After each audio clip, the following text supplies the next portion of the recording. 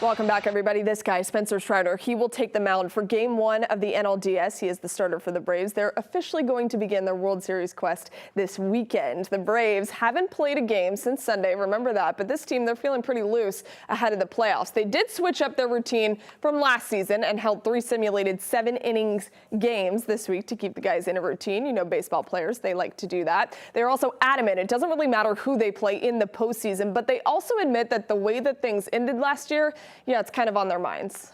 I don't know if I'd put revenge on it. I think it's just, trying to go out there and prove something to our fans and give them what they want, and that's, a World Series, and this is the first step in getting that. Yeah, it's always nice to get back with a little bit of revenge, and nothing but respect for those guys over there. They're really a talented group, good guys, and we know them really well, so we're just excited for the challenge, and I know they're going to be coming for us, and it's just going to be a good one.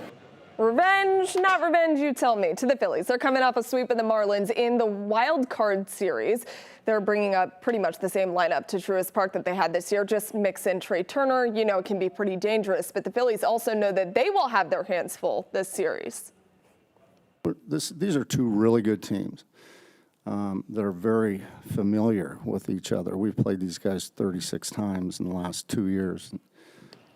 Always competitive games, always nail biters. I'm sure a lot of people, wish that this could be a 7-game series and it could be a 5. But I think it's going to be exciting baseball. There can be a lot of moments in this series, and we're hoping those moments are going to be on our side. I personally believe that this is the best matchup in the postseason. Going to be so good.